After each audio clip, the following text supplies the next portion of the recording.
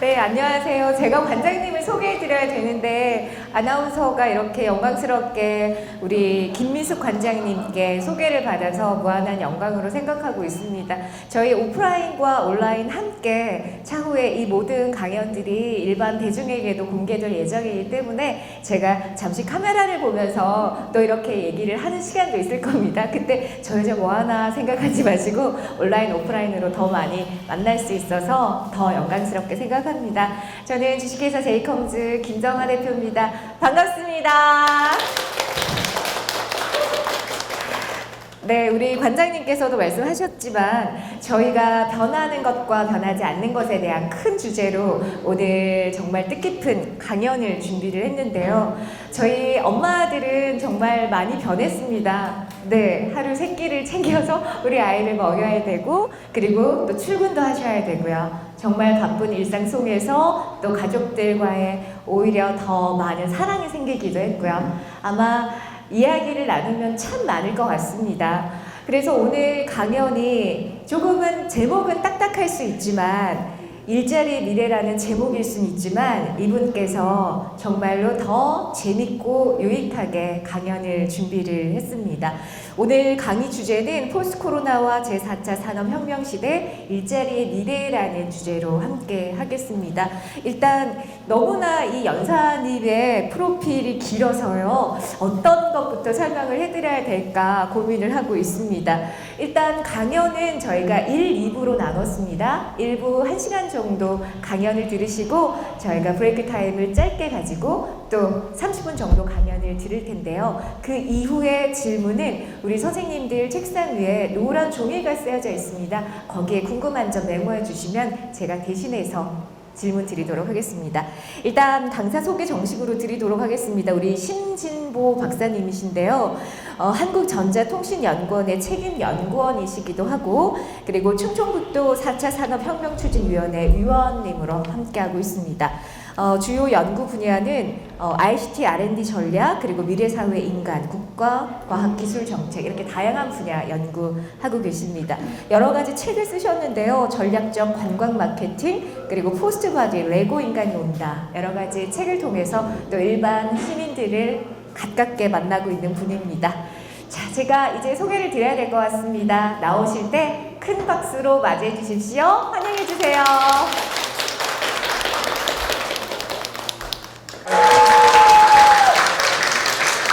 여러분과 만나기 위해서 대전에서 내려온 한국전자통신연구원의 신진보입니다. 21세기 초반에 우리 인류에게 닥친 가장 중요한 두 가지 사건이 바로 이 제목에 담겨 있어요.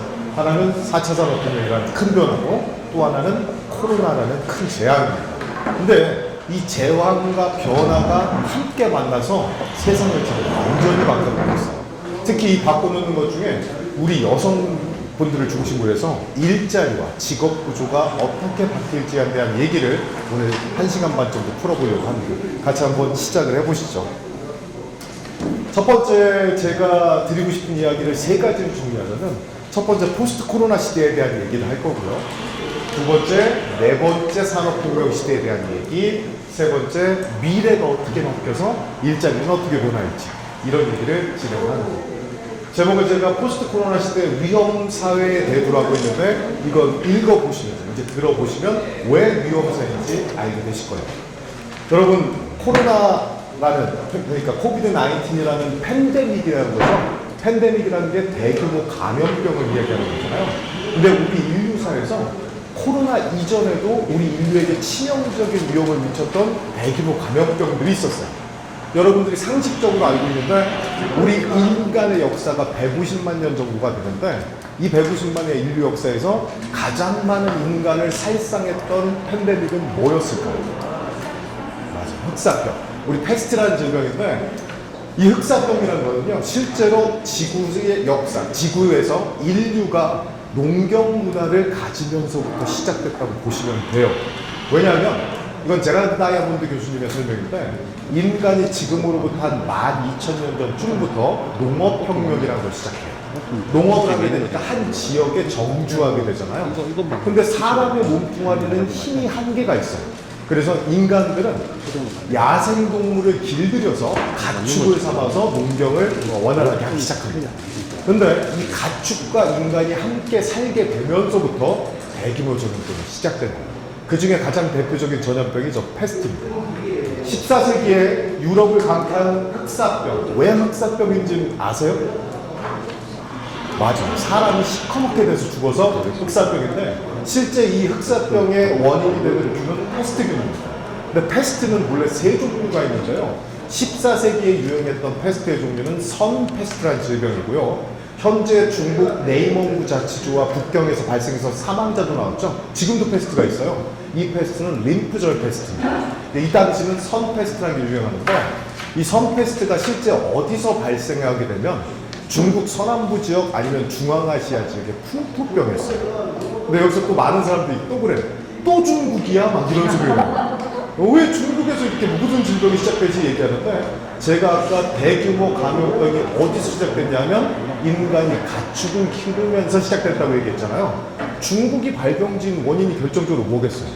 가축이 많고 인간 쪽수가 많아서예요. 그렇기 때문에 원인적으로 중국이 될 확률이 높은 겁니다.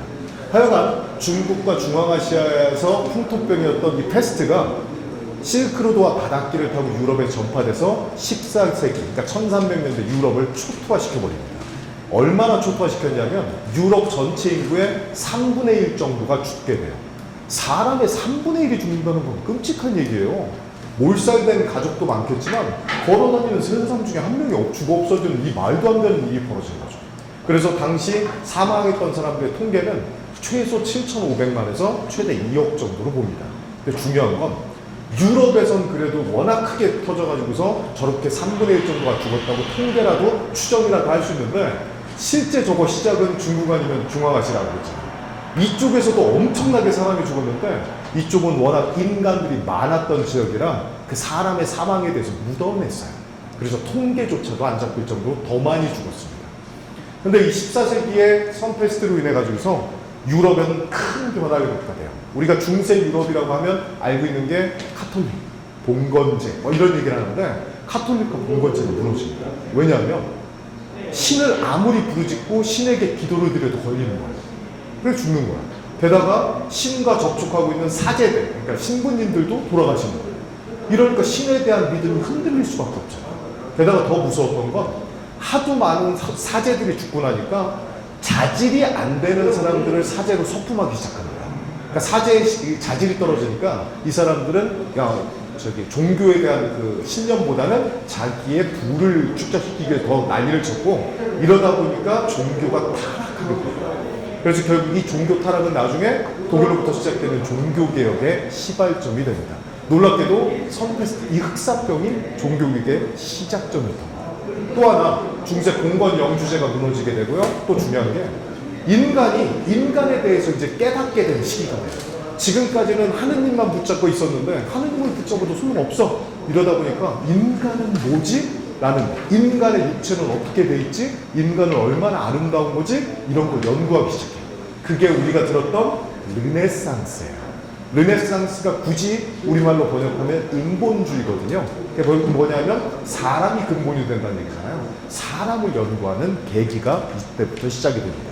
근데 중요한 게 이 흑사병이라는 게 엄청난 인명살상을 가져왔지만 이 흑사병을 견뎌내고 슬기롭게 극복했던 유럽의 서구 문명, 영어로 웨스턴 시빌라이제이션. 제가 발음이 좀 더러워요. 이해하시고 웨스턴 시빌라이제이션은 오히려 이걸 계기로 해서 성장하기 시작해요. 왜냐하면 지구상에 존재했던 수많은 문명이 꽤 많았는데 서양 문명이라는 게 세계를 제패한 지는요 길게 봐야 300년, 짧게 봐야 150년 되는데 그전에는 중국 문명을 못 따라갔었다고요, 얘들이. 근데 얘들이 세계를 제패하는 결정적인 계기가 놀랍게도 얘로부터 시작된다는 거예요. 어떻게 시작해야 되냐? 일단 인구들이 죽어요. 농사 지을 사람들이 줄어들게 되잖아요. 그러니까 지방의 영주들이 봤을 때 자기 농노들이 거의 죽어나가니까 얘들이 일할 수 있도록 의욕을 줘야 돼요. 의욕을 주려면 어떻게 했냐? 해방시켜주는 거예요. 그래서 농노들이 해방됩니다. 그 해방된 농노들이 경작지를 갖게 되는데 사람들이 하도 죽이니까 경작지를 1인당 넓게 갖게 되잖아요. 그러니까 사람 힘으로 이걸 경작할 수가 없는 거예요. 그래서 유럽에서는 아시아보다 더 빠르게 농업의 기계화가 벌어지기 시작해요. 왜? 아시아는 너무 사람이 많으니까 사람의 힘으로 농사 좀 되는데 얘들은 그럴 수밖에 없었던 거예요. 농업의 경작지가 커지고 1인당의 기계화를 통해서 대규모로 돈을 벌게 되잖아요. 이거를 조금 유식하게 표현하면 농업 자본이 쌓이기 시작하는 거예요. 자본이 쌓인다는 건 돈이 쌓인다는 거잖아요. 돈이 쌓이면 인간들은 그거 갖고 뭐 하냐면 돈놀이를 하게 되었어요. 그 돈놀이가 바로 금융자본, 상업자본인 거예요. 유럽에선 자본이 점점 커지기 시작합니다. 그리고 이렇게 획득된 자본을 어디다 투자하냐면 과학 쪽에 투자하거나 상업 쪽에 투자하기 시작합니다. 그래서 유럽의 16세기에 과학혁명과 상업혁명이라는 게 다른 데보다 빠르기 시작해요.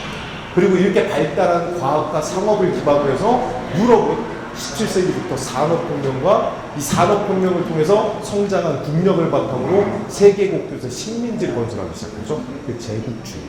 그래서 결국은 산업혁명과 제국주의를 유럽이 이끌었기 때문에 현재 지구에서 가장 강력한 문명이 유럽 문명인 거죠. 서양 문명인 건데 그 시작점은 놀랍게도 이해라는 거예요. 결국 이것을 잘 극복해낸 유럽은 오히려 성장의 기회를 맞았던 거죠. 20세기에도 인간들을 엄청나게 괴롭혔던 대규모 팬데믹이 있었죠. 뭐였죠 그게? 네, 스페인 독감. 여기서 대해서 오해를 하나 하시는 분들이 있는데 스페인 독감이라고 하니까 스페인이 발병지라고 착각하시는 분들이 많은데 실제 스페인이 발병지가 아니에요. 저 인플루엔자 질병은 중국 아니면 미국이 발원지입니다. 또 중국이야 얘기하는데 미국도 농업이 발달하다 보니까 가축이 많다 보니 걸릴 수가 있는 거예요. 근데 지금 봤을 땐 중국인지 미국인지 서로 다 떠넘기고 있어서 아직 어딘지는 발견되지 않았습니다. 그런데 왜 스페인 독감이라는 이름을 갖게 됐어요? 당시 스페인 독감이 발병했던 시기가 1918년부터 2022년 정도. 이때가 언제냐면 유럽에서 1차 세계대전이 벌어지고 있었을 때예요. 전쟁터에서 사람들이 죽어나가는데 전후방 가리지 않고 수많은 사람들이 독감으로 죽어가잖아요. 그러니까 유럽에서 전쟁을 치르고 있는 각국들은 이것을 기사화하는 걸 막았어요. 검열해버린 거예요. 그래서 기사가 안 뜬 거예요. 수없이 죽는데. 그런데 스페인이란 나라는 유럽의 서부 전선에 좀 떨어져 있었잖아요. 그러니까 스페인에서 독감이 퍼지면서 사람들이 죽으니까 스페인에서는 검열 없이 독감으로 사람들이 죽는다고 기사가 나기 시작한 거예요. 그거를 미국 기자들이 보고 스페인에서 독감이 퍼지고 있대라고 해서 스페인 독감이라는 이름을 갖게 됐지 스페인에서 독감이 시작된 건 아니니 저 나라를 너무 미워하지 말아주시기 바랍니다. 근데 저게 전 세계에 퍼져서요. 전 세계 전체 인간 중에서 20% 정도가 감염이 돼요. 굉장하고요. 실제 전 세계에서 5천만 명 정도가 저 질병을 죽습니다. 우리나라 인구 정도가 죽어버렸어요. 더 대단한 건 우리나라에도 저게 들어와요. 들어와서 1918년에 유행하는데 당시 일제강점기였잖아요. 총독부의 통계에 의하면 우리나라에서 약 300만 명이 감염돼서요. 그 중에서 제가 안 넘겼군요. 그 중에서 14만 명 정도가 사망하는 큰 질병이었습니다. 중요한 게 스페인 독감이 세계를 강타하면서 세계가 또 한 번 이걸 극복하는 슬기를 발휘해요. 그게 바로 뭐냐면 그전에는 따로 놀던 의료 시스템이랑 보건 시스템이 결합되기 시작해요. 이게 무슨 얘기냐면 사람들이 하도 아프고 죽어나가니까 의료 시스템이 붕괴돼 버리잖아요. 그러니까 각국 정부가 보니까 사람들이 병에 걸리기 전에 보건을 잘해서 병을 적게 걸리게 해야 되겠다는 걸 깨닫는 거예요. 그래서 우리 인류 최초로 의료와 보건이 결합하는 계기가 됩니다. 서양 의학이 저렇게 발전하게 돼요. 그래서 의료와 보건의 결합을 통해서 20세기에 무슨 일이 벌어지냐면 인간의 수명이 엄청나게 늘어나요. 여러분의 지금 기대 수명은 몇 살 정도인 것 같아요? 여러분 몇 살 정도, 최근에 혹시 상가집 가셔보셨던 분? 안 가야 되죠? 상가집 안 가야 되죠? 네, 최근에 돌아가시는 분들 나이 들어보면 보통 몇 살 정도 얘기하세요? 요즘 8, 90대가 대부분 70대 사망자도 찾기 힘들어요. 우리나라 사람들의 평균 수명은 최근 통계는 달라졌지만 2018년 말 통계로는 84.2세예요. 여성이 남성보다 한 5, 6세 정도 더 살아요. 84세를 살게 돼버렸어요. 그러니까 환갑이라는 게 의미 없는 시대가 됐는데 이 20세기에 이 스페인 독감 이후로 의료와 보건이 발전하면서 얼마나 극적으로 인간의 수명이 늘었냐면 1900년도에 미국 남성들의 평균 수명은 40세였어요. 그러니까 유아 사망률이 높고 중간에 죽으니까 40세가 평균이었는데 딱 100년이 지난 2000년이 되면 미국 남성의 평균 수명이 76세로 올라갑니다. 그러니까 100년 동안 인간의 수명이 36년이 올라갑니다. 이 인간의 수명이 늘어나면 무슨 일이 벌어지냐면 인간이 일하는 시간이 늘어나요. 그러니까 생산성이 높아지게 되죠. 또 하나, 인간은 모든 지식을 여기에 축적하는데 이게 오래 살잖아요. 그러니까 뇌에 축적된 지식이 점점 좋아지는 거예요. 그래서 20세기에 지난 인간의 역사 중에서 가장 비약적인 발전이 벌어진 결정적인 이유가 수명이 늘어나서 이런 변화 때문에 인간들의 큰 혜택을 20세기에 누리게 됩니다. 그리고 이 시스템을 세계 최초로 도입했던 게 서양의학이거든요. 서양의학이 세계의학의 노마, 그러니까 표준이 됩니다. 이런 변화가 생겨납니다. 그런데 코비드-19 팬데믹이 세계를 덮치고 있죠. 이제 코로나 이전의 세상과 이후의 세상은 완전히 다르다고 얘기해요. 여러분 지금 산만하세요? 난 여러분 생긴 걸 반쪽밖에 못 보고 있잖아, 지금. 평생 봐도 못 알아볼 거예요, 그죠? 너무 힘든 세상을 살고 있는데, 더 중요한 건 얘기는 코로나 팬데믹이 아니고 이게 엔데믹으로 변하고 있다는 거예요. 엔데믹이라는 뜻은요, 주기적으로 계속 발생하는 질병이에요. 코로나는 지금 유행해서 이제 백신 나오면 내년에 끝나겠구나 라고 사람들이 기대 섞인 소리를 하는데 많은 의학자들은 코로나는 안 없어진다고 얘기합니다. 결정적인 이유가 바로 뭐냐면 코로나가 내년에 백신이 성공적으로 개발돼서 우리가 백신을 맞는다고 치어서 예전보다 사망률과 발병률이 떨어지면요 그냥 독감화 정도 되는 거예요. 그렇지만 없어지진 않아요. 왜냐하면 여러분 독감 예방주사 맞으셨어요? 요즘 좀 불안해서 안 맞는 분들도 있죠. 독감 예방주사를 맞을 때 우리가 3가 내지 4가짜리 예방주사를 맞아요. 3가, 4가가 뭐냐면 이 시기에 유행할 걸로 예상되는 독감의 종류 3가지 또는 4가지에 대응하는 거예요.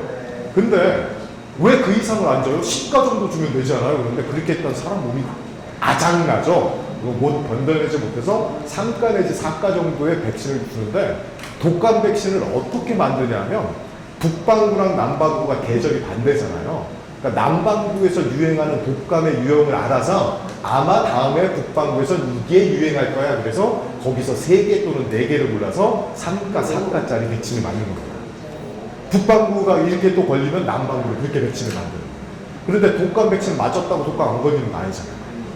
이게 왜 그러냐면 유행할 걸로 예측했던 독감이 아닌 다른 독감이 유행하면 걸리는 거예요. 그러니까 코로나도 마찬가지예요. 3가 내지 4가 정도의 코로나 백신을 만들었는데 다른 변이가 계속 벌어지고 있잖아요. 변이된 코로나가 유행하면 또 걸릴 수밖에 없는 거예요. 따라서 백신이 생겼다고 코로나가 종식되는 건 아니에요. 다만 코로나로 인한 발병률과 사망률이 떨어져서 독감화되는 거죠. 1년에 미국에서 독감으로 2만 명 정도가 사망하는데 그 정도 질병이 이제 될 가능성이 있는 거예요. 결국 코로나는 끊임없이 인간들과 같이 가게 될 겁니다. 이 코로나 때문에 세상이 바뀌는 걸 제가 좀 복잡하게 정치, 경제, 사회, 문화로 딱 얘기했는데 이러면 머리가 아파지잖아요. 정치 얘기 하나만 딱 나와요. 정치 철학의 대결이 벌어지고 있어요. 이게 무슨 얘기냐면 민주주의 국가, 공산주의 빼고 민주주의 국가의 20세기 이후로 최고의 정치 철학은 2가지예요. 하나는 자유주의고요. 하나는 공리주의예요. 자유주의는 개인의 자유가 우선시돼서 이것을 정부 같은 그 공권력에서 침해받으면 안 된다는 거예요. 공리주의는 우리 고등학교, 중학교 때 윤리 시간에 배웠던 것 같지 않아요? 누구의 공리주의? 벤덤 또는 콩트 얘기 나왔었죠. 공리주의의 특징은 소수의 이익을 침해하더라도 다수가 이익을 본다면 이익을 침해도 되는 주예요.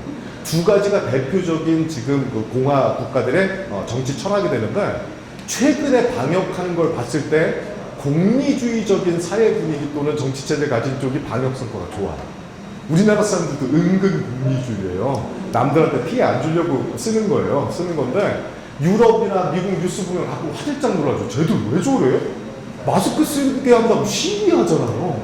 마스크 벗고 막 이런 거 쟤들 왜 저러지? 쟤들 왜 저러냐 하면요 쟤들 자유주의로 100년 살아서 그래요. 자유주의 철학으로 그렇게 오래 살다 보니까 정부의 공권력이 나의 마스크 쓰는 자유를 침해하는 건 안 된다고 보기 때문이에요. 그러니까 그들은 그렇게 오래 살아왔기 때문에. 우리는 민주주의 역사가 짧다 보니 공리주의에 좀 더 익숙하기 때문에. 그래서 공리주의와 자유주의가 어떤 게 더 지금 우월한지를 지금 철학 대결이 벌어지고 있는데, 아직까지 방역 성과는 공리주의 쪽이 높아요.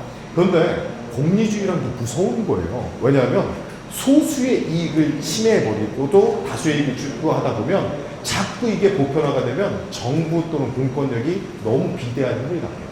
이렇게 되면 우리가 가장 두려워하는 독재와 가까운 것도 생길 수가 있기 때문에, 공리주의는 다수의 이익이니까 좋은 거 아니야 얘기하지만 소수라는 게 배려되지 못하고 이게 또 독재로 갈 수 있기 때문에 무서운 거예요. 그래서 장기적인 성과는 공리주의가 높을지 자유주의가 높을지 앞뒤 아직도 더 두고 봐야 됩니다. 이런 게 첫 번째 변화고요.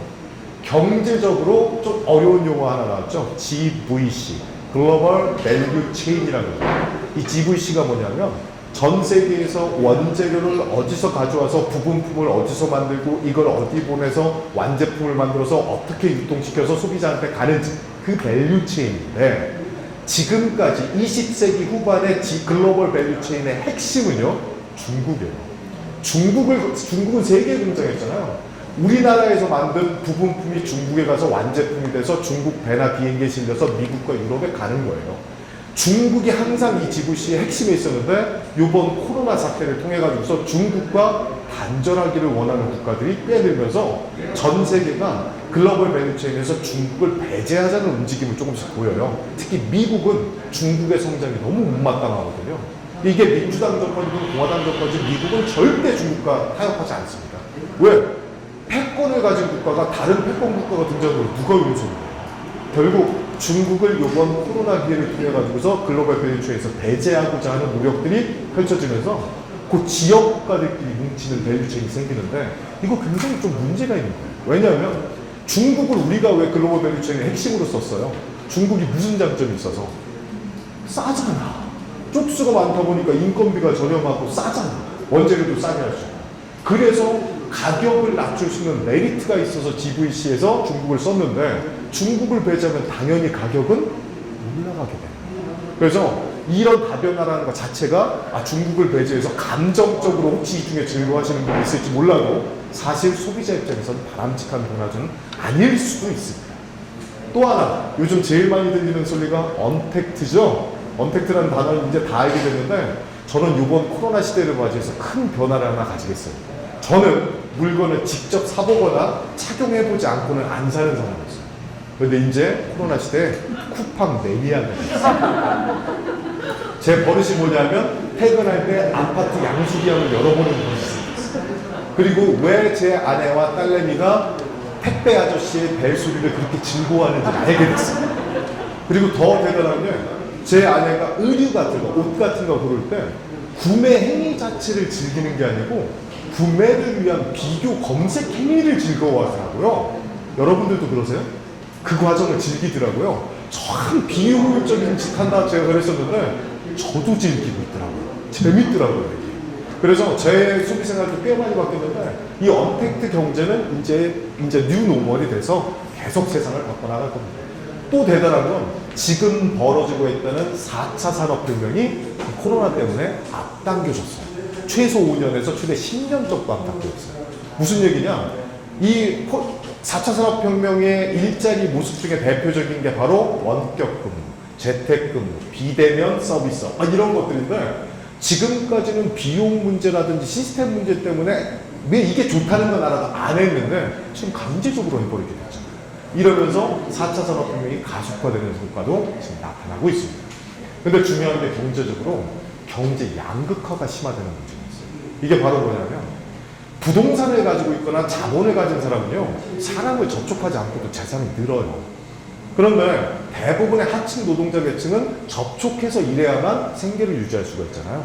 결국 이 사람들이 이 코로나 때문에 일자리를 잃어갈수록 빈부의 격차는 심해지는 거죠. 우리나라 한국 사회의 갈등 중에서 가장 중요한 갈등이 뭔지 매년 설문조사를 하는데, 2007년까지 한국에서의 최대 갈등은요, 정치적 갈등이었어요.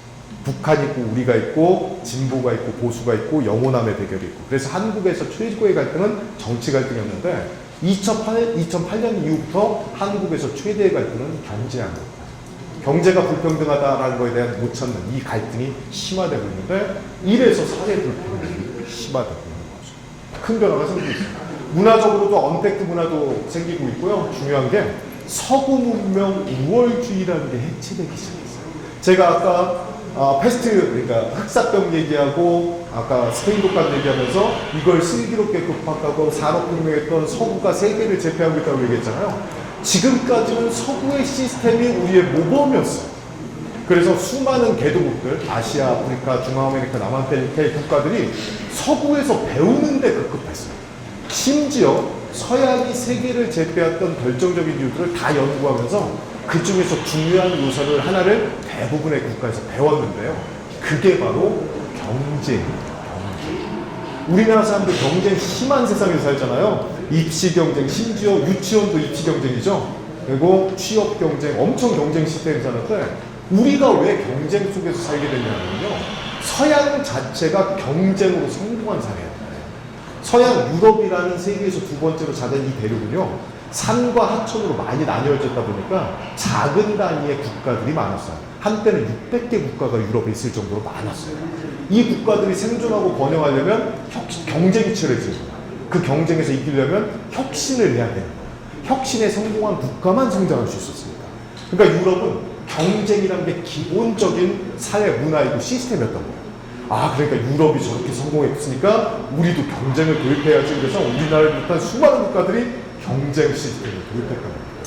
그래서 성과를 어느 정도 냈는데 이제 그 성과보다 더 무서운 폐해들이 우리를 덮치고 있어요. 더 대단한 건 서구의 가장 강렬했던 정치 시스템, 의료 시스템 이런 것들이 지금 보니까 우리보다 못한 것 같아. 이렇게 돼버린 거예요. 이래서 서구가 최고라는 우월주의가 해체되기 시작했어요. 이렇게 되면 아시아권이라든지 다른 쪽에서 새로운 패러다임을 제시해서 서구를 대체할 수 있는 기회가 될 수도 있다는 거예요. 이런 변화가 벌어지고 있는데 중요한 건 이거예요. 코로나 이후 세상, 포스트 코로나 시대는요. 위험이 일상화되는 세상입니다. 이 위험사회라는 개념, 영어로 리스크 소사이어티라고 얘기하는데요.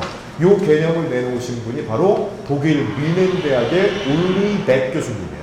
저분은 돌아가셨는데 저분이 무슨 얘기를 하시냐면 과학기술이 인간을 굉장히 풍요롭게 해줬어요. 과학기술, 20세기에 특히 인간이 부유해지고 편리해졌는데 과학기술 때문에 그 전에 없었던 새로운 위험들이 곳곳에 도사리게 돼요. 그게 바로 위험사회라는 건데 그 위험이 일상화되고 있다. 대표적인 게 이런 거죠. 이게 인간의 역사, 산업 역사 중에서 최악의 사건이었죠. 체르노빌 원전 사고. 체르노빌 원전 사고 때문에 울리백 교수님이 이걸 끄집어냈었는데 저 체르노빌 원전 사고는 지금도 재앙이지만 현재까지도 재앙이지만 구소련, 소비에트 연방이 무너지는 계기가 될 정도로 큰 사건이었어요. 또 하나 과학기술이 발전해서 세상에 새로운 위험이 되는 대표적인 얘기가 저게 있습니다. 테네리페 참사인데요. 저게 1977년에 스페인령의 카나리아 제도라는 제도가 있어요. 거기 페네리페라는 공항이 있는데 여기서 이륙하던 비행기와 착륙하던 비행기가 충돌해버렸습니다. 그래서 598명 직사예요. 그러니까 인류 항공 역사상 최악의 참사입니다. 비행기가 발달해서 인간의 이동 편의성을 높여줬는데 알고 봤더니 이것도 위험했던 거예요. 지금 더 위험한 건 이런 거예요. 인간들이 과학기술을 발전시키면서 근대화 산업하면서요. 점점 인간의 영역을 넓히고 있어요. 그러다 보니까 동식물이 서식하는 밀림과 열대우림을 파괴하고 있잖아요. 코로나도 이런 영향을 받아요. 저 대표적인 게 이런 거예요. 밀림 속에 과일박쥐라는 조그만 박쥐가 살아요. 과일박쥐는 과일처럼 생겨서 과일박쥐가 아니고 과일이 주식여서 과일박쥐인 건데 이 과일박쥐가 과일을 먹는데 인간이 밀림을 파괴하잖아요. 그러면 과일박쥐가 과일이 없어지니까 이 과일이 아닌 다른 것들을 먹어요. 다른 동물의 분비물이라든지 다른 종류의 열매를 먹게 돼요. 이렇게 되면 박쥐는 새로운 균에 감염이 되는데 박쥐라는 놈은 놀랍게도 체온 조절 능력이 있어서 자기는 수없이 많은 균을 보균해도 자리는 걸리지 않아요. 그냥 균만 가지고 있는 거예요. 이랬던 박쥐가 감염된 상태에서 인간들이 기르는 가축들이 사는 축사 위를 날아가다가 분비물을 떨어뜨리는 거예요. 똥이나 오줌을 떨어뜨리면 그게 묻은 이거를 닭, 오리, 소, 돼지가 우연히 먹게 돼요. 그러면 이 병이 전염이 돼요. 그리고 이 병이 인간에게 퍼지는 이런 형태의 수많은 팬데믹들이 계속 발생할 가능성입니다. 지금 21세기, 20세기 말부터 벌어지고 있는 수많은 질병들이 이런 식으로 생기고 있어요. 게다가 코로나도요, 잘 보면 코로나에도 과학기술의 발전 때문에 문제가 있어요.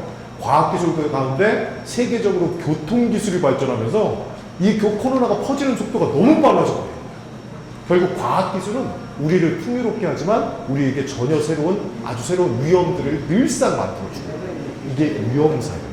여러분은 21세기에 위험사회를 살게 됩니다. 굉장히 안타까운 현실이에요.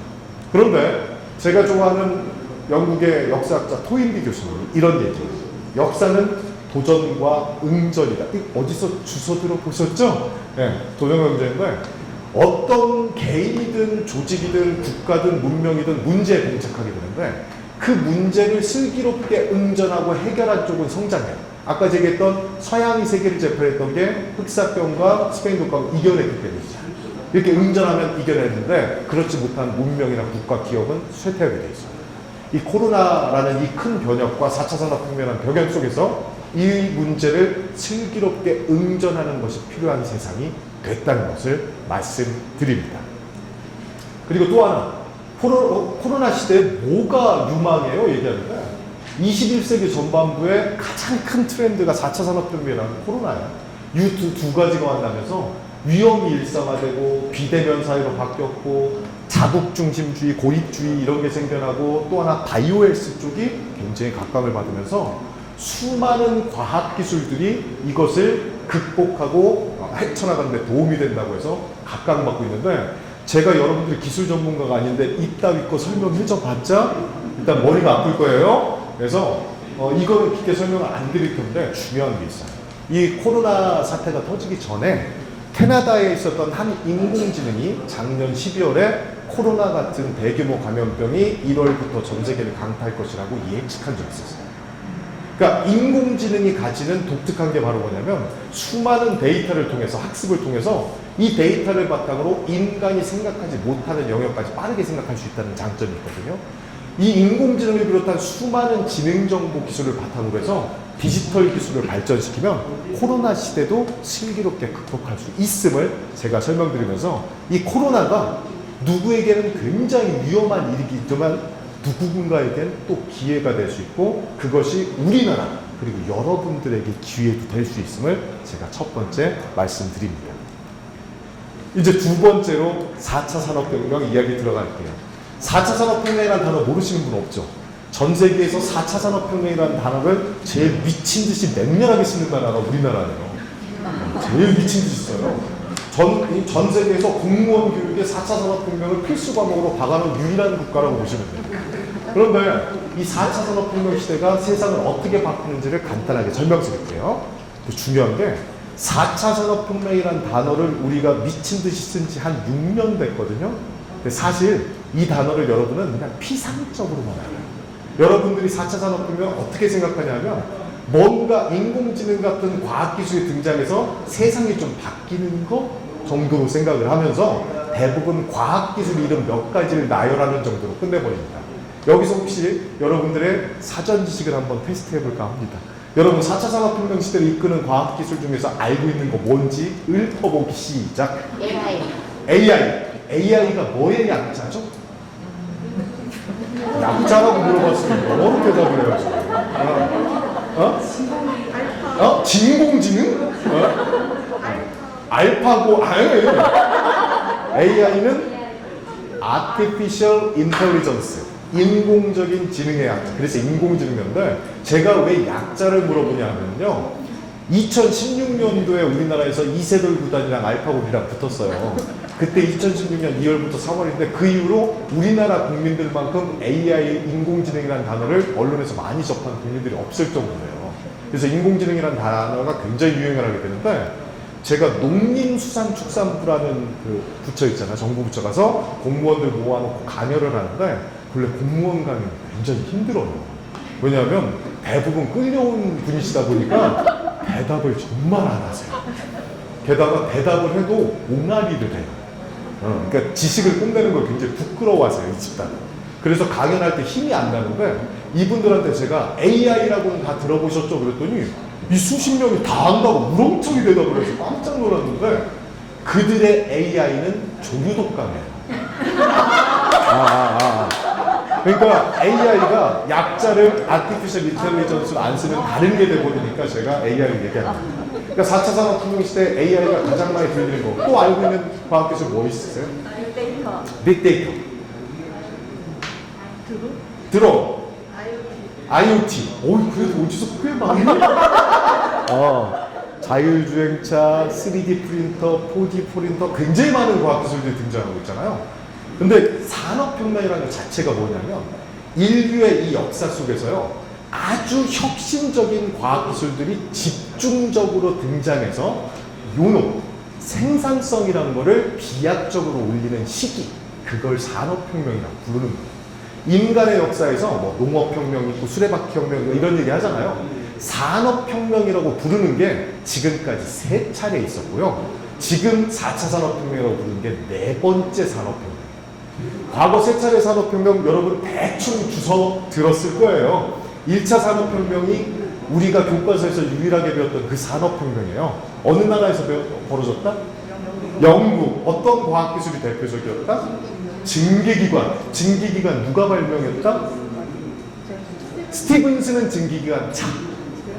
제임스 와트. 오, 이런 대답이 나올 줄이야. 근데 잘못 배우신 거예요. 왜냐면 발명은 최초로 만드는 건데 제임스 와트보다 무려 66년 전에 뉴커먼이라는 분이 대증기기관을 발명하셨고요. 제임스 와트는 그걸 효율적으로 쓰게 개량한 사람인데 제임스 와트의 증기기관, 제임스 와트의 증기기관, 그러니까 한국에서 교육자들이 제임스 와트를 발명자로 잘못 가르치시는 겁니다. 잘못 배웠을 뿐은 당신이 잘못된 건 아니에요. 근데 1차 산업혁명이 100여 년간 벌어져요. 1700년대 중반부터 1800년대 중반까지 이런 변화가 생기는데 1차 산업혁명기에 가장 생산성을 높이는 방식이 바로 뭐였냐면 공업화, 기계화였어요. 즉 기계로 사람의 몸빵으로 하던 일을 대신하게 하는 거였어요. 그래서 이게 1차 산업혁명의 가장 큰 본질이었어요. 2차 산업혁명부터 일반인들은 잘 모르시는데요. 교과서에서도 안 보여죠. 2차 산업혁명은요. 1870년대부터 1920, 30년대까지 약 5, 60년 정도 벌어진 혁명이에요. 이때 진짜 진정한 대량 생산 같은 게 벌어져서요. 우리가 익히 알고 있는 대기업 시스템. 대기업이라는 게 왜 좋아요? 어디서 이거 들으셨는지 모르겠는데 규모의 경제, 범위의 경제란 말 들어보신 것 같아요? 굉장히 학력 수준이 높은 걸로인지 이해가 되네. 일단 대기업 시스템이 그 규모의 경제, 범위의 경제를 할 수 있는 시스템이죠.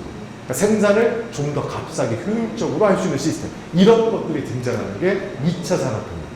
또 하나 2차 산업혁명을 이끌었던 국가. 1차 산업혁명이 주로 영국에서 시작돼서 중심이었다면 2차 산업혁명을 이끌었던 국가는 미국, 독일, 영국, 프랑스, 이탈리아, 그리고 일본이 들어가요.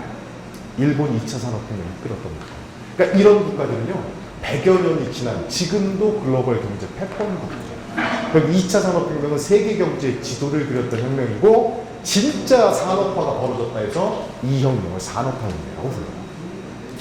3차 산업혁명은 컴퓨터와 인터넷을 기반으로 해서 벌어진 정보화 혁명 또는 우리 예전에 1980년대 디지털 하던 거 있었죠. 디지털 혁명이라고 부르는 거예요.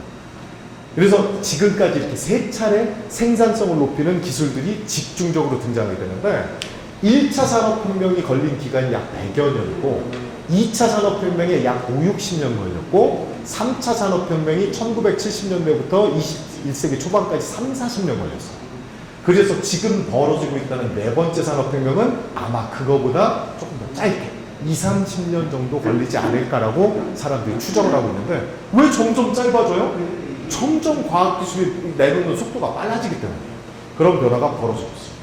그럼 지금 벌어지고 있다는 4번째 산업혁명은 어떤 특질을 가지나요? 라고 하는데 제가 여기서 중요한 포인트 하나를 얘기했어요. 지금 벌어지고 있다는 이 소리가 왜 나왔냐면요. 4차 산업혁명이 지금 실제 벌어지고 있느냐는 질문을 꽤 많이 받는데 저는 대답을 못해요. 아니 4차 산업혁명으로 책을 그렇게 쓰고 강연하고 다니는 사람이 대답을 왜 못해요? 모든 산업혁명은요, 끝나고 나서야 적이 돼요. 그러니까 언제부터 언제까지 어떤 과학기술이 등장해서 어떻게 생산성을 높인 걸 몇 차 산업혁명이라고 정하는 건, 학술적으로 정의한 건 끝나봐야 하는 건데, 이건 우리가 지금 벌어지고 있다고 얘기하잖아요.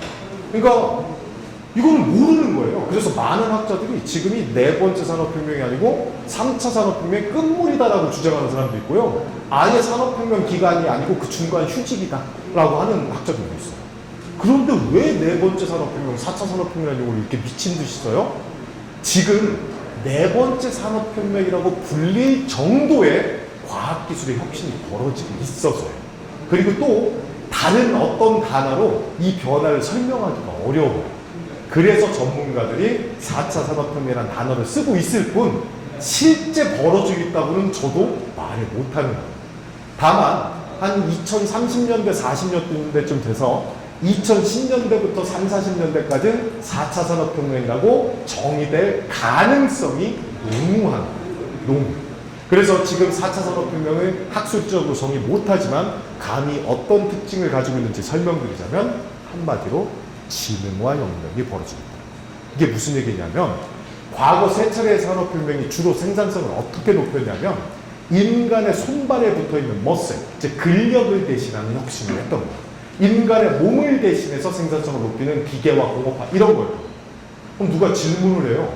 3차 산업혁명은 정보화 혁명이라면서 왜 손발을 대신했다고 그러시죠? 머리 아니에요? 얘기하는데 정보화 혁명기에 가장 발전한 산업이 바로 뭐냐면 정보통신, IT 산업이에요. IT 산업은요, 근본적으로 내가 원거리에 가는 수고를 덜고 원거리의 정보를 실시간으로 커뮤니케이션하는 목적이 있는 산업이에요. 이러다 보니 근본적으로 인간의 다리를 필요합니다.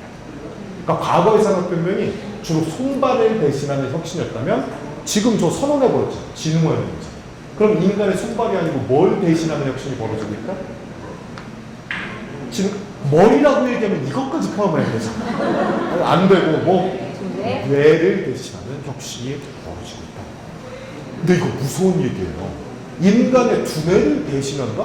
이거 굉장히 무서운 이야기인 게 바로 뭐냐면 인간이 왜 인간인지를 연구하는 대표적인 학문이 철학이에요. 철학은 만 년이 넘는 역사를 가진 학문인데 철학에서 인간이 다른 짐승과 차별되는 인간임을 설명하는 가장 중요한 명제를 내놓은 철학자가 바로 데카르트예요. 데카르트가 이런 얘기하죠. 인간은 땡땡땡땡 존재다. 뭐? 생각하는, 좀 더 유식한 말로 사유하는 존재다 라고 얘기했는데 이게 다른 짐승과 인간이 차별되는 게 이 작품이에요. 뇌의 작동이 딴 짐승과 차별돼서 인간의 최대 특질은 여기 있다고 데카르트가 설명한 건데 인간의 두뇌를 대신하고 보완하는 혁신이 벌어진다는 건 인간의 본질을 건드려 버리게 되거든요. 그러니까 굉장히 무서운 혁신인데 저게 왜 벌어져요? 라고 물어보면 이유는 너무 잔인해요. 세상이 너무 복잡해져서. 세상이 너무 복잡해져서 인간의 두뇌만으로 이 변화를 분석하고 예측하는 게 이제 불가능해집니다. 그러니까 여러분 또는 여러분 선배님들이요, 1990년대 PC, 퍼스널 컴퓨터 앞에 앉아서 엑셀이라는 프로그램을 돌렸다고 칩시다. 엑셀이라는 프로그램을 아시죠? 나 모르는 거 설명하면 안 돼. 네. 이게 스프레드시트 잔뜩입니다. 엑셀을 돌렸다면 당신은 데이터의 양이 적었어요. 세상이 안 복잡해서. 그래서 엑셀을 딱 키면 뭐 엑셀의 행과 열이 수백 개, 수천 개 이 정도였던 거예요. 근데 지금은 초연결 사회라고 세상 모두가 네트워크로 연결돼 있잖아요. 엄청나게 많은 데이터가 실시간으로 뿜어졌잖아요. 내 형제를 제대로 분석한다. 여성들의 일자리에 대해서 제대로 분석한다고 데이터를 쫙 해서 나열을 하잖아요. 그러면 엑셀의 행과 열이 그냥 기본 수조, 수십 조개 막 이런 식이에요. 게다가 그 셀 속에 있는 숫자가 실시간으로 변하고 있어요. 이거를 사람의 머리로 왁구라는 표현을 쓰면 안 됩니다. 네, 왁구는 굉장히 안 좋은 일본어고요. 프레임워크를 짜서 분석한다는 건 불가능에 가까워져. 결국 세상이 너무 복잡해져서 이 복잡한 세상에 엄청난 데이터를 제대로 수집하고 축적한 다음에 제대로 분석 예측하면 생산성이 올라가게 돼요. 분석을 잘하면 원가를 줄일 수 있는 방법을 알게 돼요. 예측을 잘하면 소비자에게 먹혀주는 제품을 만들 수 있게 돼요. 이렇게 해서 생산성이 높아져요. 이런 변화가 벌어지고 있다는 거예요. 결국 분석과 예측을 잘해야죠. 여러분이 아까 읊었던 과학기술 가운데 이 데이터들을 체계적으로 수집하고 축적하기 위한 기술이 있어요. 그 기술 이름이 바로 빅데이터 기술. 세상에 있는 수많은 데이터를 체계적으로 수집, 축적하자. 그런데 인간이 모은 빅데이터 가운데 인간의 의사결정에 직접적으로 도움이 되는 데이터는 0.05% 정도밖에 안 돼요. 나머지 데이터들은 거의 가비지 쓰레기들이에요. 그럼 이걸 제대로 발라내서 제대로 분석 예측하는 기술이 필요한 거예요. 그 기술이 바로 인공지능 기술이에요. 그래서 빅데이터 기술, 인공지능 기술 같은 걸로 사람들의 생산성을 높이는 변화가 벌어지고 있어요. 그래서 우리가 지능화라는 표현을 쓰는데, 그래서 우리나라 과학기술주무부처인 과기정통부는 한 줄로 4차 산업혁명을 저렇게 정의해요. 초연결 기반의 지능화입니다. 초연결은 세상 모든 사물과 사람이 센서와 네트워크로 연결된 건데, 이렇게 되면 엄청난 데이터가 뿜어져 나오겠죠? 이걸 제대로 분석 예측해서 생산성 높이는 변화가 벌어졌다고 얘기했는데, 아니 4차 산업혁명이 아직 실제로 학술적으로 정의 안 되는데 왜 지금 마음대로 정하죠? 그래서 문제가 생겨요. 각 전문가나 기관마다 모두 정의가 다 달라요. 현재는 저 말고요, 에너지 전공하시는 교수님 모셔다 놓고 4차 산업혁명이 뭐예요? 라고 강연 듣잖아요. 그럼 이분은 이렇게 설명해요. 1차 산업혁명은 증기혁명, 2차 산업혁명은 전기혁명, 3차 산업혁명은 원자력혁명, 4차 산업혁명은 신재생 에너지와 핵융합 혁명. 이렇게 설명해요. 기계공학 하시는 분들은 머시너리 1, 2, 3, 4 스테이지로 기계가 이렇게 바뀌었다고 생각해요. 다 자기 분야로 생각해요. 아직 공식적인 거 없으니까. 그런데 중요한 건 어떤 분야의 전문가들이라도 공이 인정하는 게 있어요. 그게 바로 자기들 분야의 발전의 기적, 바닥에는 정보통신 기술의 발전이 있었기 때문에 가능하다는 걸 다 인정해요. 정보통신 기술이 그만큼 중요했어요. 그 정보통신 기술의 주된 진화 방향이 현재 지능화예요. 이러다 보니 저는 아마 2030, 40년대 4차 산업혁명이 학술적으로 이제 정의되면 아마 한글로 두세 줄짜리 정의 같은 게 나올 거예요. 그때 이렇게 나오지 않을까 싶어요. 21세기 초반에 발전한 지능정보 기술을 기반으로 블라블라블라블라, 또는 2010년대부터 시작된 지능화 혁명을 시작점으로 블라블라블라블라, 이런 식의 변화가 생기지 않을까. 그래서 앞으로 어떤 혁신적인 과학들이 등장할지 모르겠지만 그 스타트는 현재 지능화가 끊고 있다라고 감히 말씀드려요. 그래서 여러분 머릿속에 4차 산업혁명이 뭐야? 라고 하면 남들이 물어보면 그거 실제 있는지 없는지 아직 모르는 건데 현재까지 드러난 건 인공지능, 빅데이터 이런 걸 이용해서 지능화를 통해서 생산성 높이는 거래 라고 이해하시면 가장 편하십니다. 지능화는 세계 GDP도 견인할 거고요. 실제 일자리도 오히려 늘릴 거라는 얘기가 있어요. 지능화로 오히려 일자리가 늘어난다고요? 인공지능과 로봇이 우리 일자리 뺏는 거 아니었어요? 라고 하는데, 실제 수많은 예측기관들은 이 지능화 혁명 시대에 새로운 일자리와 새로운 직업이 창출되면서 오히려 늘어날 것으로 예측하는 쪽이 요즘 전반적인 추세입니다. AI 도입을 통해서 반복적인 직업 사라지고 아주 정교한 직업들이 늘어날 겁니다. 또 하나, 지능화 때문에 기업들은 비용 감소시키고 수익 증가 경험할 거고, 인간들의 전체 사회도 발전시키는 변화가 벌어질 거라고 예측돼요. 너무 장밋빛 아니에요? 얘기하는데 실제 우리나라에 보면요, 저거 다솜이라는 로봇 복지 쪽에서 쓰이고 있어요. 저 다솜이 로봇이 바로 뭐냐면 혼자 사시는 독거노인들한테 말동무해주는 챗봇이에요. 이런 것들도 지금 도입돼서 보건복지, 산업, 공공의료 쪽에 굉장히 많이 쓰이는 변화가 벌어지고 있어요. 그렇다면 이 4차 산업혁명을 이끌고 있는 핵심적인 기술 뭐 있어요? 그러면 가장 중요한 포인트는 이거예요. 여러 기술들이 융합하는데 이 대표적으로 지능화의 기반이 되는 분야가 바로 요 초연결, 초지능, 초실. 요즘 SKT 광고나 KT 보면 초월할 초자 많이 쓰잖아요. 초월한다는 거예요. 현재를 초월한다는 건데, 놀랍게도 초지능, 초연결, 초실감 기술이 초의 대표들인데 한국으로는 다 똑같이 한자로 초월할 초자거든요. 영어로 다 달라요. 초연결 기술은 하이퍼 커넥티비티예요. 근데 초지능은 슈퍼 인텔리전트예요. 근데 초실감은 울트라 리얼리타예요. 이제 나중에 캡숑 짱 막 나오더라고요. 근데 이렇게 초월하는 기술들이 다른 기술과 융합돼서 발전하고 있어요. 이 중에서 요즘 주목받고 있는 대표적인 기술 가운데 이 무인이동체 기술 있죠. 한국에서 얼마 전에 서울에서 들어온 택시 운행 시범 서비스를 하고 있는데요. 여러분 2024년 이후가 되면 한국에선 택시 부를 때 카카오 택시 쓰잖아요. 유럽이나 미국 가면 뭐 쓰죠? 카카오 부르면 올 리가 없지. 네. 뭐가 오죠? 우버 택시 쓰잖아요. 우버 택시가 2024년 이후에 뉴욕에서부터 무인 택시로 운행할 계획을 갖고 있어요. 그러니까 뉴욕에 출장이나 여행 가서 우버로 택시를 부르면 운전자가 없는 택시가 온다는 얘기예요. 그러면 여러분 그 택시 타실래요? 기꺼이 타실 거예요. 전 절대 안 타요. 왜냐하면 자율주행차가 자동차의 미래인 건 맞는데요. 자율주행차가 최대로 안전하게 효율적으로 움직이려면 도로 위에 모든 차가 자율주행차예요. 그럼 얘들이 다 커넥티드 돼서 최적의 동선으로 최고 안전하게 움직이는데 내 차는 자율주행차라고 해가지고서 햄버거 먹고 있는데 옆 차는 음주운전차야. 그럼 100% 사고예요. 결국 자율주행차의 미래가 조금 생각보다 지연될 거예요. 왜? 사람마다 경제적 여건이 틀리기 때문에 누군 자율주행차고 누구 아니면 사고는 필연적이거든요. 그래서 자율주행차의 미래가 그닥 지금 단기적으로 밝지만은 않아요. 그래서 유발 하랍이라고 유명한 미래학자 있죠.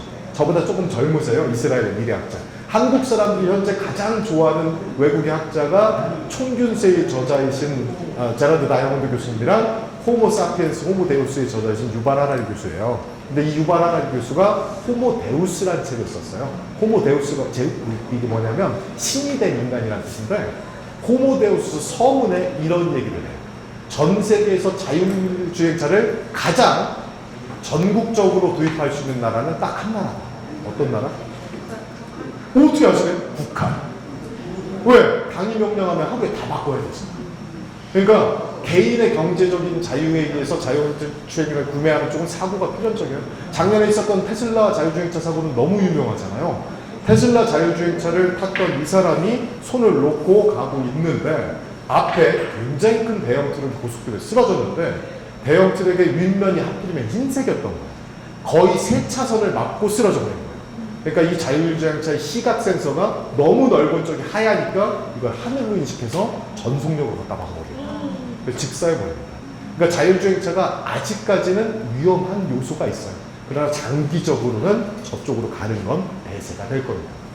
제가 주목하는 가장 큰 변화는요, IT 분야와 바이오 테크놀로지, BT 쪽이에요. 특히 이 기술 이름 들어보셨어요? 유전자 편집 기술 또는 유전자 가위 기술. 저게 특정 친족 집단에서 자주 발생하는 질병이 있으면 그 유전자가 있거든요. 그거를 찾아내서 제거하거나 특이 치료하는 기술이에요. 이게 어떻게 가능해지냐면 IT의 빅데이터 기술과 BT의 기술이 합쳐져서 가능한 거예요. 여러분 건강검진 해보신 적 있으시죠? 건강검진하면 문진표에 가족력 쓰게 돼 있잖아요. 가족력을 왜 쓰냐면 인간의 질병 가운데 약 50% 정도의 질병이 유전적 질환이에요. 그러니까 유전병을 보는 건데 이 집안, 그러니까 보통 보면 저희 작은 할아버지, 저희 아버지 다 위암 환자 이런 식이면 저도 위가 문제가 있을 확률이 높은 거잖아요. 이런데 저 유전자 편집 기술은 그런 거를 찾아내서 없애주는데 이게 어떻게 가능하냐면 여러분 혹시 기억나는지 모르는데 2000년대 초중반에요. 미국과 유럽이 연합해서 서유럽 남성 한 명의 유전자 지도를 그리는 엄청난 연구개발 프로젝트 한 적이 있었어요. 그 발음 더러웠던 프로젝트 하나 있었죠. 이게 뭐? 게놈 프로젝트. 이 게놈 프로젝트 때 서유럽 남성 한 명의 유전자 지도를 그리는데 들어갔던 비용이 얼마냐 하면 우리 돈으로 약 2조 원 정도였어요. 그래서 인간 남성 한 명의 유전자를 그려낸 거예요. 그런데 지금 유전자를 검색하고 유전자 지도를 그리는 기술이 점점 싸지고 아주 급격하게 싸지고 있어요. 지금 유전자 검사하면 얼마 정도 들어갈 것 같아요, 비용? 유전자 검사 해보신 분? 해봤어요? 되게 흔한 일이 아닌데? 보통 남성분들 놓고 강연해서 유전자 검사 언제 해요 하면 어떤 여자분이 애를 딱 들고 나서 이게 당신애야 했다는 거거든. 그래서 왜 그런 일은 아닐 것 같은데? 막 200만 원인데 최근은 100만 원대예요. 100만 원대고요. 얼마 전에 그걸 25만 원으로 할 수 있는 기술도 나왔어요. 점점 싸죠. 2조가 25만 원이 15년 남았어요. 되는데 앞으로 몇 년 더 지나면 더 싸질 거예요. 그럼 여러분들은 건강검진할 때 가족 손잡고 와서 한번 머리카락이나 손바닥 들고 내는 거예요. 그러면 이 집안과 여러분 친족 집단도 다 그렇게 하면 30, 40명의 친족 집단의 유전자 지도가 그려져요. 그럼 이 집안에서 고혈압, 당뇨, 치매를 일으키는 특이 유전자를 딱 찾아서 그걸 제거하고 또 치료하는 건데, 그럼 나도 병에 안 걸리나요? 그건 말도 안 되지. 살아있는 성인의 유전자를 다 치료하려면 이건 말도 안 되는 비용이 들어가는 거고, 이게 언제 효과적이냐면 배아세포 단계. 애가 뱃속에서 아주 세포 몇 개 없을 때 그 유전자를 치료하면 이 집안에 고질적인 이 질병이 없는 애가 태어나게 돼요. 그런데 이거는 사실 신의 영역이죠. 인간 유전자거든요. 그래서 이 기술이 나왔음에도 불구하고 인체에는 테스트를 안 하고 있었는데 작년에 드디어 누군가 그걸 해냈어요. 역시 중국입니다. 네. 중국의 한 산부인과 의사가 매독이라는 질병, 매독은 성병인데 유전되는 성병이에요. 그 매독에 걸린 엄마의 뱃속에 태아에 있는 매독 유전자를 제거했어요. 그리고 태어난 애가 매독 없이 태어난 거예요. 그래서 국제 컨퍼런스에서 나 이런 성과를 얻었다고 딱 발표하고 자기 찬사를 받을 줄 알았는데 전 세계의 쌍욕이란 쌍욕은 다 들어요. 네가 신이야 이 자식아, 네가 막 뭐라고 욕 바가지로 들었는데 아마 욕했던 사람 중에 상당수가 속으로는 고맙다 네가 스타트 끊어줘서 이랬을 거예요. 그래서 이게 점점 발전이 되면 여러분들이 저렴한 가격으로 BT와 IT 결합의 혜택을 누릴 수도 있을 겁니다. 산업혁명으로 단기적으로 세상이 바뀌어요. 이 동영상은요, 스마트 시티와 관련된 싱가포르 이야기인데요. 싱가포르는요, 도시국가잖아요. 도시 전체를 3D 스캐닝을 해요. 도시국가가 다 해요. 그래서 도시의 모든 건물, 가로수, 도로, 항만 끝까지 전부 저렇게 만들어놨어요. 이미 만들었어요. 저 기술 이름이 디지털 트윈이라는 기술이 있는 건데, 디지털 트윈, 쌍둥이. 그러니까 물리 세상에 있는 모든 걸 디지털 세상에 똑같이 하나 만드는 거예요. 그러면 어떤 일이 가능해지냐면 건물들을 딱 찾아가가지고서요. 건물들의 창을 하나 딱 떼면 일조량이 하루에 몇 시간인지 계산이 되고요. 건물 위를 스캐닝하면 용적률과 건폐율이 자동 계산이 돼가지고서 나중에 이거 해체할 때 비용이 얼마 들어가고 그거 다 계산돼요. 이렇게 다 계산되고 지나가다가 모든 건물 다 이렇게 되어 있는 거예요. 싱가포르 전체가. 그리고 주차장 같은 데 이동해가지고서 대체 이 아파트 단지는 주차를 지금 현재 얼마나 할 수 있지? 전체 들어오게 싹 긁어내면 주차 대수가 나오거든요. 그리고 그 옆에 있는 가로수 숫자까지 나오고 이런 식으로 만들어지면 도시를 재건축하거나 도시의 일부를 다시 관리할 때 굉장히 효율적이에요. 그게 요즘 각광받고 있는 디지털 쌍둥이, 즉 디지털 트윈 기술인데 현재 한국에서도 서울과 세종과 전주에서 디지털 트윈 프로젝트를 하고 있어요. 부산은 제가 하는지는 아직 모르겠습니다. 이런 변화가 세상에 벌어지고 있고요. 스페인 바르셀로나 가면은요, 저런 것도 존재해요. 스마트 주차관리 시스템이라는 건데, 바르셀로나가 본래 부자 도시예요. 그래서 시민들한테 시티 앱이라는 애플리케이션을 무료로 배포했어요. 바르셀로나 도심에서는 주차장 찾기 되게 힘들거든요. 주차장 찾기 끔찍한 일이, 부산도 마찬가지일 것 같아요.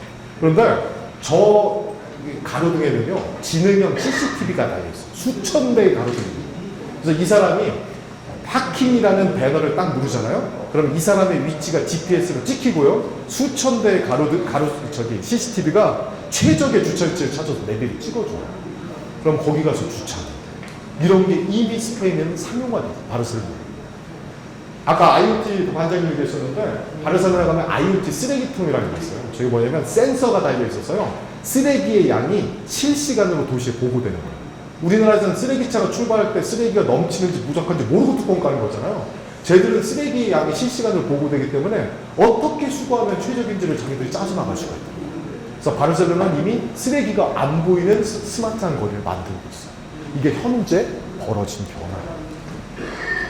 혁신적인 비즈니스 모델, 재밌는 제품들도 꽤 등장하고 있는데요. 제가 좋아하는 대표적인 제품이 이 로레알. 여기 여성분들이니까 로레알은 다 아시죠? 로레알의 자회사 중에 테라스테스라는 회사가 있는데 2018년 말에 IoT 헤어브러시라는 걸 내놨습니다. 저거는요, 빗질을 하잖아요. 그럼 저 빗에 달린 센서가 사람들의 두발과 두피 상태를 파악해서 테라스테스가 무료로 나눠준 애플리케이션으로 이렇게 알려주는 거예요. 당신의 두발과 두피는 이따위 상태니 테라스테스가 추천하는 이 제품을 써보시길 권유합니다. 이런 빗질이 있습니다. 그럼 여기에 센서가 달려있다는 뜻인데 센서는 아직 비싸서 하나밖에 없어요. 그런데 사람의 두발과 두피를 잘 파악해주는 센서는 뭘까요? 1번 시각 센서, 눈으로 보는 거, 2번 촉각 센서, 만지는 거, 3번 청각 센서, 듣는 거. 어떤 센서가 사람의 두발과 두피를 맞출 것 같죠? 촉각이 가장 정확하고 다음 시각일 것 같은데 놀랍게도 청각 센서. 저 가운데 있는 게 청각 센서, 소리 듣는 센서. 소리 듣는 센서로 빗질해서 어떻게 맞춰요? 테라스세트가 이 제품을 내놓기 위해서 서유럽 여성들이 빗질하는 데이터 수백만 개를 모은 거예요. 그래서 이렇게 빗질할 때 이 속도에서 이런 소리가 나면 이 상태인 걸 연관시켜서 계속 학습시켜요. 그 학습법이 AI가 학습시키는 대표적인 학습 기법인 딥러닝 기술이에요. 딥러닝 기술로 정확도가 높아져서 지금 84%가 넘는 정확도를 보이고 있어요. 근데 저 제품이 한국에는 출시가 안 됐어요. 왜 안 됐을까요? 그렇지, 머릿결이 달라. 서유럽에서가. 또 하나, 우리나라 사람들의 데이터를 모으는 과정에 큰 난관에 봉착했어요. 바로 뭐냐면, 우리나라 여성들이 전 세계에서 펌을 제일 많이 해요. 지머리가 아니에요. 그래서 데이터에 오류가 생기고 있어요. 근데 테라스테스가 정확도가 높아지면 한국에도 출시할 겁니다. 저런 제품 나오면 사실 생각 있으세요?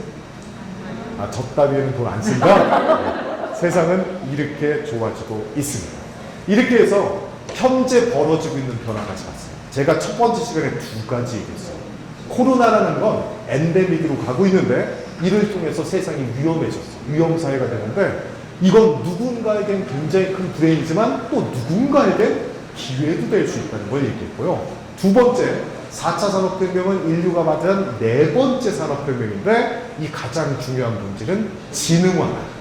그래서 분석과 예측을 잘해서 생산성과 편리성을 높이는 변화가 벌어지고 있다라고 말씀드렸습니다. 우리 한 5분 정도 쉬었다가 다음 시간에 돌아갑니다.